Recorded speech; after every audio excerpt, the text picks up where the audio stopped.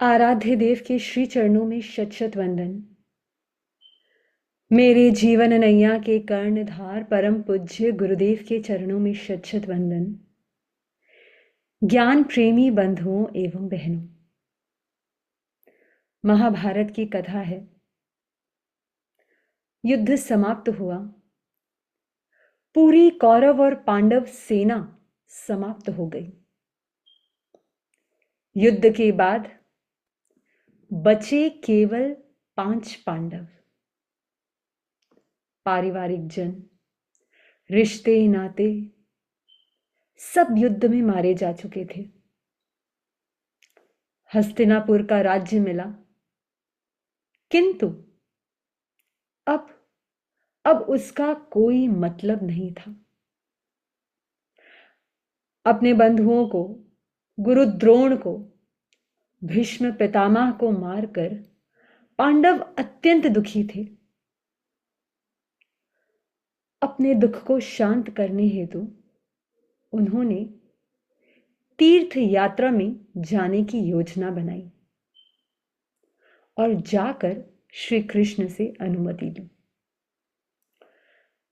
श्री कृष्ण ने कहा, उत्तम विचार है, जाओ तीर्थ के दर्शन करो और जाते हुए मेरा भी ये काम हो जाएगा।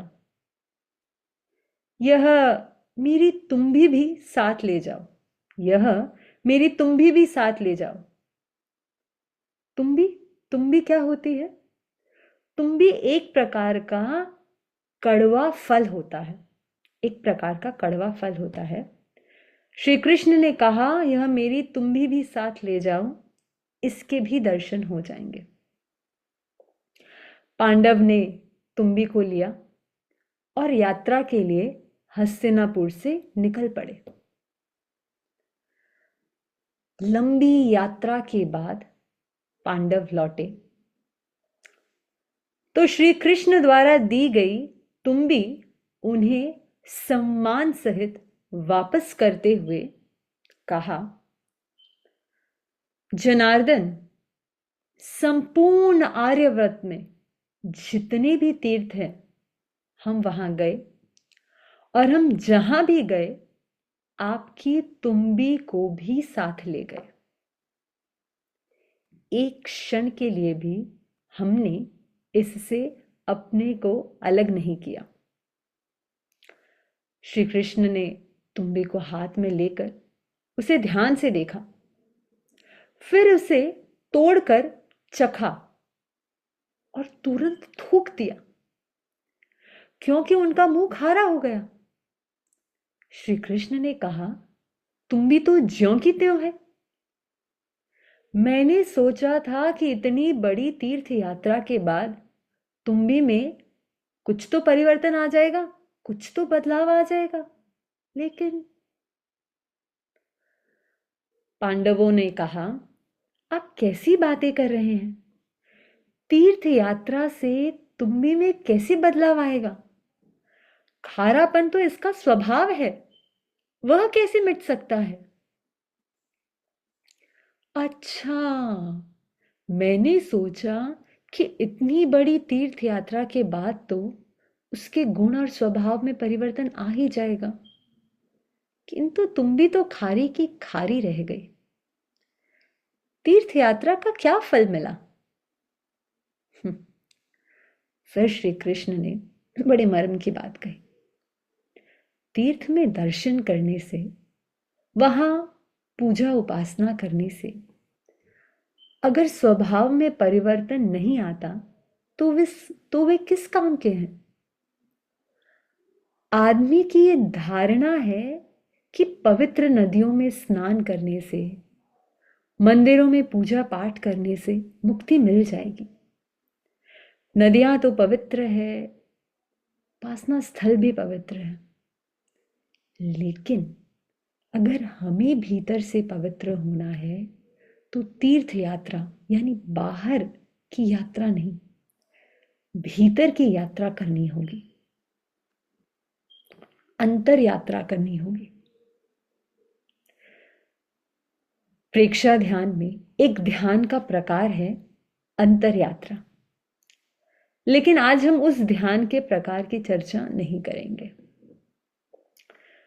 क्योंकि अंतर में यात्रा करने से पहले अंतर में जाना जरूरी है, अंतर में प्रवेश करना जरूरी है।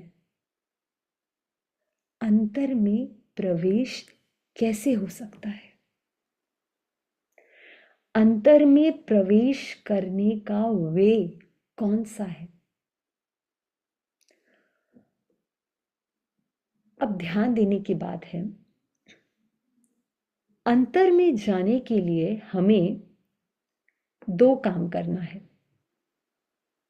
पहला, बाहर से डिस्कनेक्ट होना है, और दूसरा, भीतर से कनेक्ट होना है।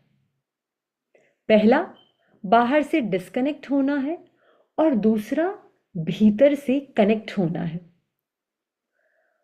बाहर से डिस्कनेक्ट होने के लिए क्या करना है, और भीतर से कनेक्ट होने के लिए क्या करना है? आपने दो शब्द सुने होंगे, एक है साइलेंस और दूसरा है मौन। एक है साइलेंस और दूसरा है मौन। ये दोनों शब्द आप सभी को सिनोनिमस साउंड कर रहे होंगे, लेकिन यदि हम डीप में जाएं तो ऐसा नहीं है। साइलेंस यानी बाहर आपके शब्दों की कोई आवाज नहीं है। साइलेंस यानी बाहर आपके शब्दों की कोई आवाज नहीं है। आपके शब्द आपके मुंह से बाहर नहीं आ रहे हैं। आप कुछ बोल नहीं रहे हैं। ये हुआ साइलेंस। और मौन का अर्थ होता है आपके मन में भी कोई शब्द नहीं चल रहे हों, उसे कहते हैं मौन। साइलेंस, बाहर कोई शब्द नहीं चल रहा है, और मौन, मन में भी कोई शब्द नहीं चल रहा है, उसको कहते हैं मौन। साइलेंस आपको बाहर से डिस्कनेक्ट करेगा, और मौन आपको स्वयं से कनेक्ट करेगा। साइलेंस बाहर से डिस्कनेक्ट करेगा, और मौन स्वयं से कनेक्ट करेगा। तो स्वयं से कनेक्ट होने से पहले जरूरी है हम बाहर से डिस्कनेक्ट हो। अब बाहर से डिस्कनेक्ट कैसे? हमने पहले ही जान लिया, साइलेंस से। लेकिन साइलेंस के भी आज हम 3 प्रकार के साइलेंस को डिस्कस करेंगे। साइलेंस के भी 3 प्रकार हैं। पहला, आप कॉपी पेन कुछ लिख सकते हैं, मैं वेट कर सकती हूं।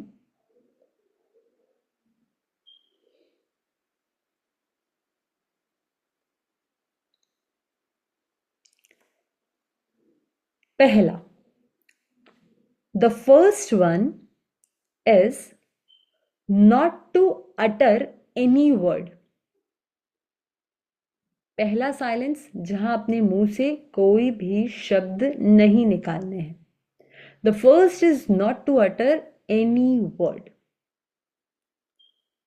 Second, the second type of silence is not to speak unnecessarily. Second type of silence is not to speak unnecessarily. And the third type of silence is it is to keep all the senses silent. To keep all the senses silent. अब हम इसके बारे में आगे चर्चा करेंगे। पहला प्रकार जो हम सभी जानते हैं, आधे घंटे, 1 घंटा किसी से कोई बात न करना, आइडियली कोई इशारा भी न करना। कुछ समय निकाल कर ये जो पहला साइलेंस है, ये सभी को ऑब्जर्व करना चाहिए।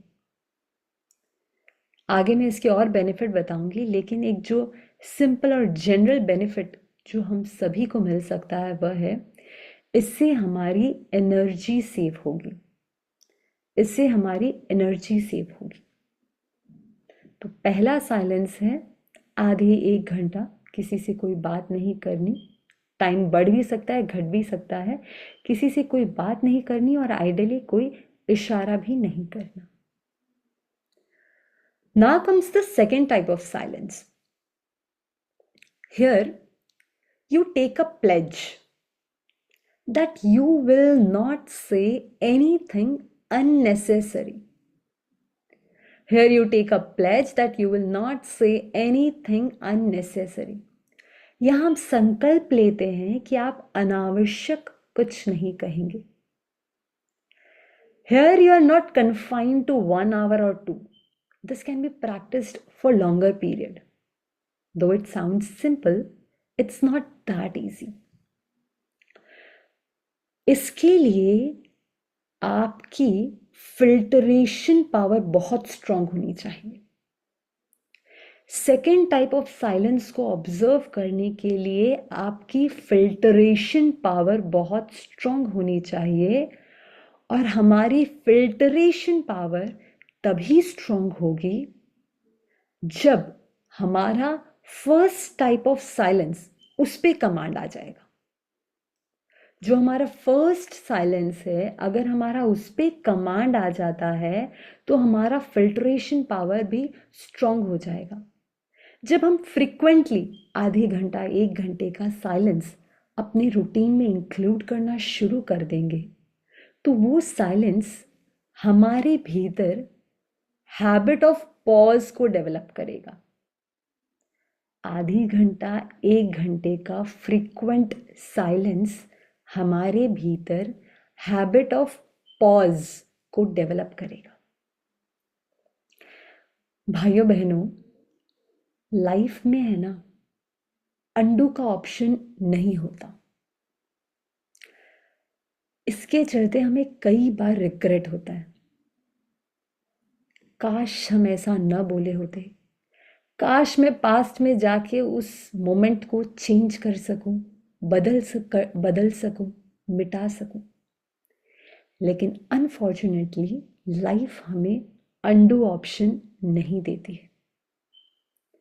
लेकिन अगर हम पॉज बटन का अच्छा यूज करना सीख गए, अगर हम पॉज बटन का अच्छा यूज करना सीख गए तो लाइफ में अंडू बटन की हो सकता है ज़रूरत ही ना पड़े, या कम ज़रूरत पड़े, लेकिन अनफॉर्चुनेटली मिलेगा तो तब भी नहीं।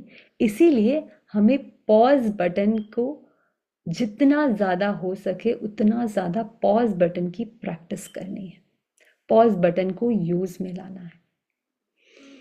और वह पॉसिबल है सेकेंड टाइप ऑफ साइलेंस से। लेकिन सेकेंड टाइप ऑफ साइलेंस के ऊपर कमांड हमारा तभी आएगा जब हम फर्स्ट टाइप ऑफ साइलेंस, यानी not to utter any word for a particular period of time, तो उस पर जितना जितना हमारा कमांड आएगा उतना उतना हम not to speak unnecessary, anything unnecessary, यह वाला साइलेंस को हम अपने लाइफ में उतार सकेंगे, जिससे हमारा हैबिट ऑफ पॉज डेवलप हो सकेगा। Habit of pause will help in the awakening of wisdom, and that wisdom will help in filtration. So the first type of silence will help in observing the second type of silence. Now comes the third type of silence. अब हम जैसे कि जानते हैं कि silence practice करने का हमारा लक्ष्य है कि हम बाहर से डिस्कनेक्ट हो सके।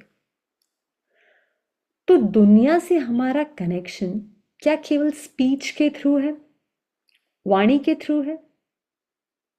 नहीं। हम बाहर की दुनिया से अपने पांचों इंद्रियों के माध्यम से जुड़े हुए हैं। तो यदि हमें ब्रॉडर लेवल पर बाहर से डिस्कनेक्ट होना है तो हमें पांचों इंद्रियों के विषय से, पांचों इंद्रियों के सब्जेक्ट से डिस्कनेक्ट होना होगा। And that can be accomplished only through the third type of silence. इसमें हमें कुछ देखने का प्रयास नहीं करना, न कुछ देखने का प्रयास करना है, न सुनने का, न सूंघने का, न छूने का, न स्वाद का और न विवाद का। न देखने का, न सुनने का, न सूंघने का, न सुनने का, न छूने का, न स्वाद का और न विवाद का। यानी हमें हमारे मन को कोई भी रॉ मटेरियल नहीं देना है। अब एक पते की बात आप सुनिए, समझिए। Even without sensory overload, our brain has to do 20 trillion calculations per moment to keep us alive. With no sensory overload, if it does natural job, it has to do 20 trillion calculations to keep us alive. With sensory overload, क्या होगा? हमारे brain का क्या होगा?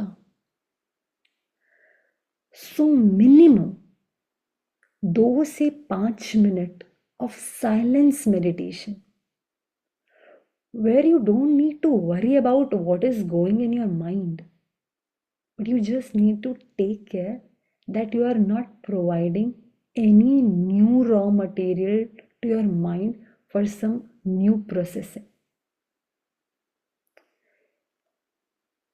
These 3 types of silence will help you to disconnect with the world, and this disconnection will help you to connect with the inner world, with yourself.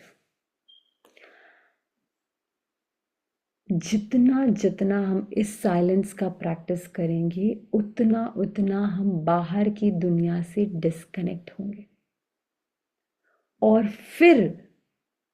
फिर आपको मौन यानी मन के साइलेंस के लिए ज्यादा एफर्ट नहीं लगाना होगा। मौन साधना आपके लिए सहज हो जाएगी। आपके अंतर जगत में न केवल आपको अंतर जगत में न केवल आसानी से प्रवेश मिल जाएगा, बल्कि आप अंतर जगत की यात्रा करना भी आरंभ कर देंगे। प्रवेश तो दूर, यात्रा भी आपकी आरंभ हो जाएगी। अब हो सकता है बहुत लोग ये भी सोच रहे हों कि क्यों करना भीतर की यात्रा, क्यों करना, क्यों भीतर की यात्रा को इतना महत्व दिया जाता है जब हम बाहर की यात्रा में बहुत खुश हैं। तो उन्हें कहने के लिए भी मेरे पास कुछ है।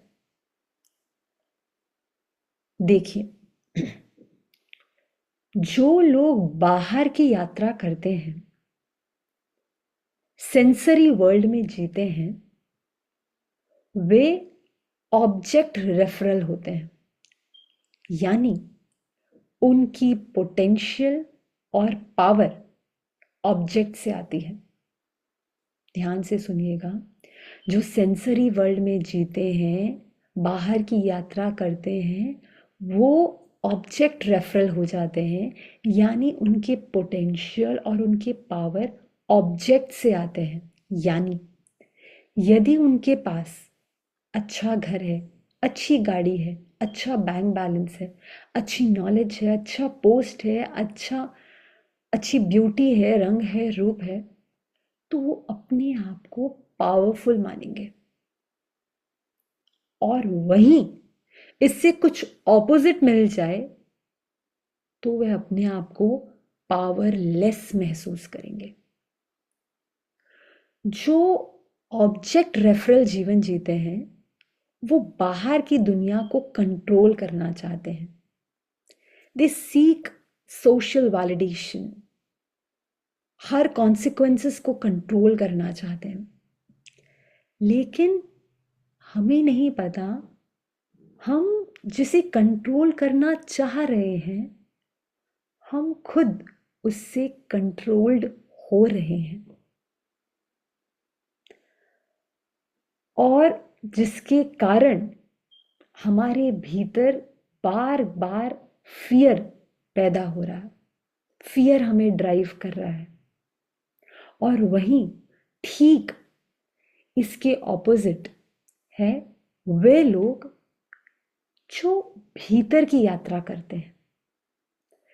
भीतर की यात्रा करने वाले सेल्फ रेफरल जीवन जीते हैं। They are completely free from those things. क्योंकि जो भीतर चला जाता है ना उसे अपने आप सेंस ऑफ कंप्लीटनेस की फीलिंग आ जाती है। बाहर के यात्रियों को पत्थर भी पारस लगता है और भीतर के यात्रियों को पारस भी पत्थर लगता है। तो अगर हमें शांति का जीवन जीना है, आनंद का जीवन जीना है, राजा का जीवन जीना है, तो साइलेंस और मौन के द्वारा भीतर की ओर प्रवेश करें, अंतर यात्रा करें और मनुष्य जीवन को सफल बनाएं। अंत में कुछ लाइन। बुढ़िया की चीज गिरी घर में पर बाहर खोज रही पगली। बुढ़िया की चीज गिरी घर में पर बाहर खोज रही पगली।